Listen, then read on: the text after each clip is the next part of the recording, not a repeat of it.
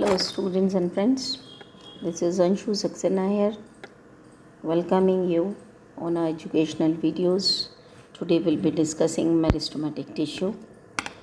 हम जानते हैं प्लांट्स, कोई भी प्लांट या कोई भी बॉडी कुछ कोशिकाओं के समूह की से मिलकर के बनी होती है। इनको हम टिश्यूज़ कहते हैं।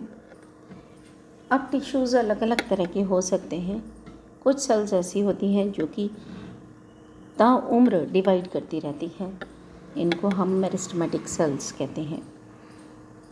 अगर हम प्लांट टिश्यूज़ को डिफ़ाइन करें तो प्लांट टिश्यूज़ कोशिकाओं का वह समूह होता है जो कि देखने में एक सी होती हैं, स्ट्रक्चर उनका एक सा होता है, उनका फंक्शन एक सा होता है।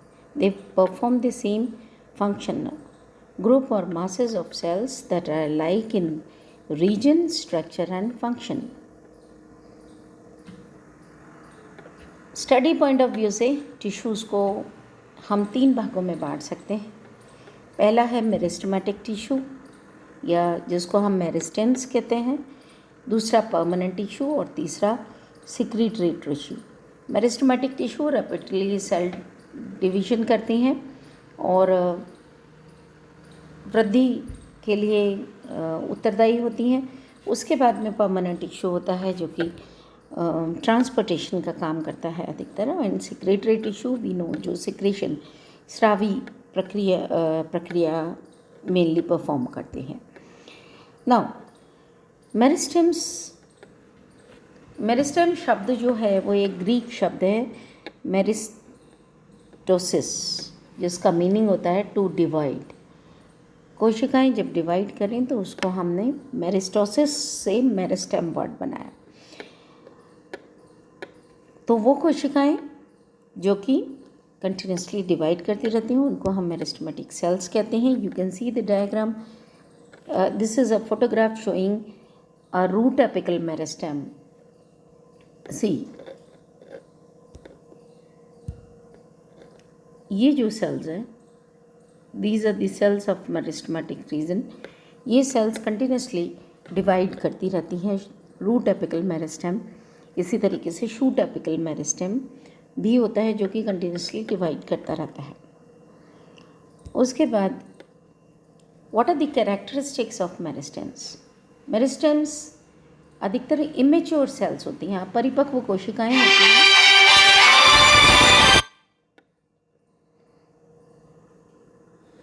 अपरिपक्व कोशिकाएं होती हैं जो कि कंटिन्यूसली डिवाइड करती रहती हैं। इंटरसेलुलर स्पेसेस इनमें एब्सेंट होते हैं। सेल्स गोल होती हैं, ओवल होती हैं, पॉलीगोनल इन शेप होती हैं। सेल्स हमेशा लिविंग होती हैं और थिन वॉल्ड होती हैं। हर सेल में प्रचुर मात्रा में साइटोप्लाज्म होता है और एक या ज़्यादा न्यूक्लियाई होती हैं। छोटे होते हैं न्यूक्लियाई और सेल्स लगातार माइटोटिक विभाजन, सूत्री विभाजन करती रहती हैं। उसके बाद में classification of meristem. Meristem cells, meristematic tissue on the basis of origin, location and plant body, उसको हम क्लासिफाई कर सकते हैं। 3 तरह का classification, based on origin, based on location and based on differentiation. Now if we classify meristematic tissue on the basis of origin, 2 तरह की हो गई, primary meristem and secondary meristem. Primary meristem क्या होती है? एम्ब्रियोनिक स्टेज से ही वो meristem उपलब्ध होती है, shoot apex, root apex type का। एक्टिव होती है throughout the life of the plant. Primary growth of the plant body के लिए रिस्पॉन्सिबल होती है। प्राथमिक वृद्धि के लिए ये जिम्मेदार होती है और प्राइमरी परमानेंट टिश्यू जो होता है उसको जन्म देती है। हमें यहाँ पे शूट अपेक्स दिखाई दे रहा है, दिस इज शूट अपेक्स। यहाँ हमको लीफ प्राइमोर्डिया दिखाई दे रहे हैं, ये शूट अपेक्स है, दिस इज शूट अपेक्स। यहाँ पर वो मेरिस्टेम है, ये इसका एनलार्ज्ड व्यू है।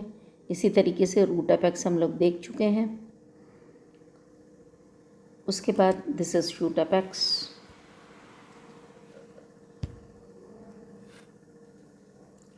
ये shoot apex, leaf primordia, enlarged view of this. Then secondary meristem. Secondary meristem जो होता है वो प्लांट की लाइफ में बाद में आती है। लाइफ साइकिल के प्लांट की जो लाइफ साइकिल है उसमें बाद में अपीयर होती है। एम्ब्रियोनिक स्टेज से तो प्राइमरी मेरिस्टेम दिखाई देती है और अपना फंक्शन शुरू कर देती है, शूट की वृद्धि करती है, रूट की वृद्धि करती है, लीव्स बनाती। लेकिन सेकेंडरी मेरिस्टेम बाद में, जब वो बड़ा पौधा हो जाता है उसके बाद फिर वो सेकेंडरी मेरिस्टेम शुरू होती है, जो कि सेकेंडरी ग्रोथ करती है, द्वितीयक वृद्धि जो करती है। So this meristem is responsible for secondary growth in the plant body. उसके बाद में सेकेंडरी परमानेंट टिश्यू बनाती है, जैसे कि सेकेंडरी कॉर्टेक्स है, सेकेंडरी जाइलम है। इसका एग्जाम्पल है कॉर्केम्बियम और वेस्कुलर कैम्बियम, जो कि सेकेंडरी जाइलम और सेकेंडरी फ्लोएम वगैरह बनाती। लोकेशन के बेसिस पे 3 तरह की मेरिस्टेम होती है। एक तो एपिकल मेरिस्टेम जो कि एपाइसिस पे होती है, शूट एपेक्स रूट एपेक्स पे होती है। एक इंटरकैलरी मेरिस्टेम जो इंटरकैलरी पोजीशन में होती है, ब्रांचेस की एक्सेल में होती है। और तीसरी होती है lateral meristem. Now apical meristem के बारे में हम पढ़ें। एपिकल मेरिस्टेम जो होती है वो टिप्स पे होगी, ये मैं आपको बता चुकी हूँ। ये जो होते हैं एक्टिवली ग्रोइंग सेल्स का तीव्र गति से विभाजित होने वाली कोशिकाओं का समूह बनाती हैं।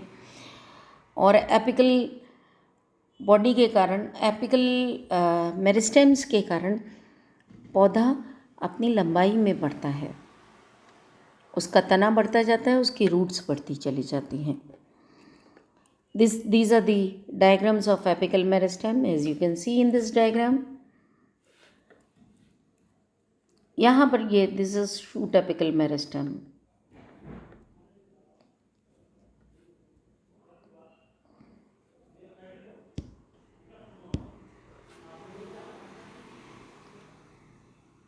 ये शूट एपेक्स है,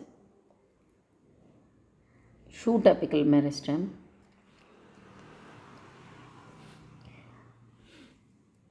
ये सेंट्रल मदर सेल्स हो गई, ये यंग लीव्स हो गई। यहाँ पे जो मेरिस्टेम है ये रैपिडली डिवाइड करेगी, तने को लंबा आगे बढ़ाती चली जाएगी। और ये तना जो है ये ऊपर की तरफ बढ़ता जाएगा, इसमें और लीफ प्राइमोर्डिया बनते चले जाएंगे और ये डिवाइड करती चली जाएगी। और इस तरीके से प्लांट अपनी लंबाई में वृद्धि करेगा। इसी तरीके से ये रूट एपिकल मेरिस्टेम इस जगह पे होगी, दिस इज़ रूट कैप। ये root apical meristem continuously divide करती चली जाएगी और रूट अपनी लंबाई में बढ़ती चली जाएगी, डेप्थ में बढ़ती चली जाएगी। ये शूट एपेक्स एपिकल मेरिस्टेम एक और डायग्राम जिसमें दिखाई दे रहा है, this is root apical meristem, जिसमें रूट कैप मैंने आपको बताया, प्रोटोडर्म है, ग्राउंड टिश्यू हो गया, प्रोकैम्बियम और root cap. This is the structure of the root tip. Then the intercalary meristem. Intercalary meristem जो होती है परमानेंट टिश्यूज़ के बीच में होती है, लीव्स के बेस के ऊपर ये पाई जा सकती है।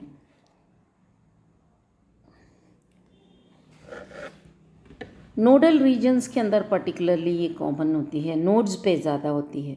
पर्व और पर्व संधियाँ होती हैं। ये पौधा है, यहाँ पे नोड्स पे, यहाँ पे पत्तियाँ निकल रही हैं इसमें, और एक पत्ती आपके यहाँ अगर निकल गई तो this is the internodal portion and this is the nodal portion. तो ये जो है ये नोडल पोर्शन पे, नोडल रीजन पे ये कॉमन होता है और ये ब्रांचेस के फॉर्मेशन में हेल्प करता है। आपने देखा होगा कि जहाँ से पत्ती निकली हुई है वहाँ से एक नई शाखा एक कोई लीफ है और वो लीफ स्टेम पे जहाँ लगी है वहाँ से एक नई ब्रांच शुरू हो गई, तो ये लेटरल, ये जो है ये इंटरकैलरी मेरिस्टेम के कारण शाखा की वृद्धि होती है।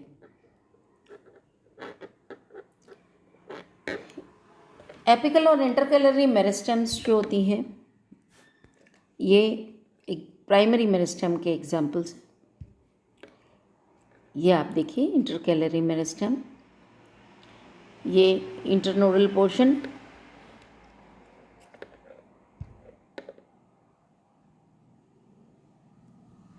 दिस इज इंटरनोडल पोर्शन, ये दिखाया दिया है। यहाँ पे मेरिस्टेम हो गई, दिस इज इंटरकैलरी मेरिस्टेम, ये यहाँ पे मौजूद है जो कि ब्रांच निकालेगी। ये सब इंटरकैलरी मेरिस्टेम यहाँ पे मौजूद है जो कि मोनोकॉट्स के अंदर पाई जाती है। ये मोनोकॉट का, गन्ने का example. Lateral meristem, lateral meristem जो होती है जो कि ऐसी सेल्स का बना होता है जो कि पेरिक्लाइनली डिवाइड करती हैं। पेरिक्लाइनल डिवीजन माने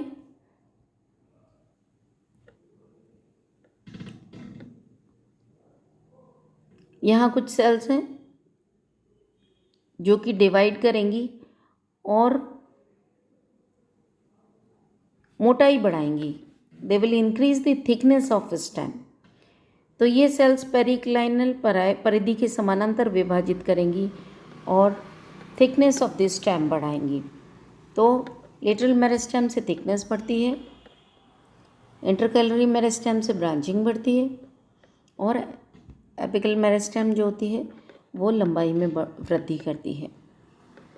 this is the lateral meristem जो कि बार्क वगैरह बनाती है, सेकेंडरी जाइलम बनाएगी, बार्क बनाएगी, secondary growth and living plants, woody plants आप देख सकते हैं। बासवुड के अंदर ये 3 साल पुराना, ये 1 साल पुराना स्टेम, ये 2 साल पुराना, ये 3 साल पुराना। ये रूट है जो कि क्रॉस सेक्शन में दिखाई दे रही है, जिसके अंदर जो लेटरल मेरिस्टेम थी उसने ये सेकेंडरी ग्रोथ इन रूट किया, आज ये बार्क बन गई इसमें। This is the secondary growth in stem. Phloem बनी, वेस्कुलर कैम्बियम बनी, ये जाइलम बनी, दिस इज जाइलम, एंडोडर्मिस है, पिथ है। तो लेटरल मेरिस्टेम के कारण सेकेंडरी ग्रोथ वुडी प्लांट्स के अंदर दिखाई देती है। वेस्कुलर कैम्बियम्स और कॉर्क कैम्बियम्स, ये 2 चीज़ें होती हैं जो कि कॉर्क बनाती हैं या बार्क बनाती हैं और कैम्बियम से सेकेंडरी जाइलम, सेकेंडरी फ्लोएम वगैरह बनते हैं। So this was a division based on the position. Now let us move on to the division based on differentiation. 3 तरह का होता है, एक तो प्रोटोडर्म, दिस इज प्रोटोडर्म, ये वो मेरिस्टेम होती है जो कि हमेशा एपिडर्मिस की तरह से हमेशा प्रोटेक्टिव कवरिंग बनाती है और हमेशा डिफ्रेंशिएट होती रहती है। दूसरी होती है ग्राउंड मेरिस्टेम जो कि एंडोडर्मिस और पिथ और कॉर्टेक्स बनाती है, बीच वाला हिस्सा। It is a meristem that always differentiates into ground tissue components. Ground tissue components क्या हो गए? Cortex, endodermis and pith, whereas the protoderm has formed the epidermis. उसके बाद तीसरी होती है प्रोकैम्बियम, ये वो मेरिस्टेम है जो कि वेस्कुलर टिश्यू बनाती है। इसने क्या बनाया? वेस्कुलर टिश्यू, जाइलम और फ्लोएम बनाया। तो जो स्टील है ना बीच वाली, वो स्टील तो बना दी प्रोकैम्बियम ने, और ग्राउंड टिश्यू पिथ, ये क्या कॉर्टेक्स, यहाँ पे कॉर्टेक्स होगा, एंडोडर्मिस, ये सब बनाया किसने?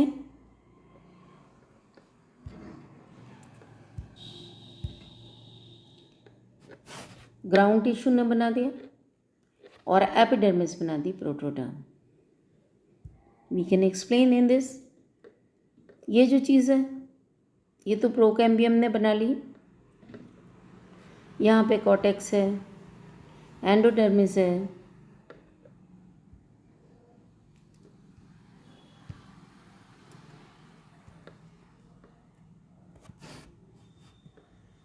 ये एंडोडर्मिस हुआ, ये बनाई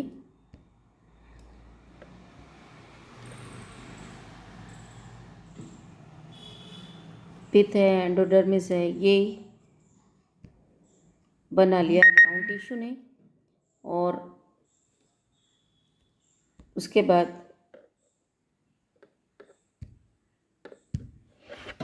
ये प्रोकैम्बियम ने बना लिया vascular bundle. So this is all about the types of meristems, their classification on the basis of origin, on the basis of differentiation, on the basis of location. Thanks for today. I'll be coming with a new video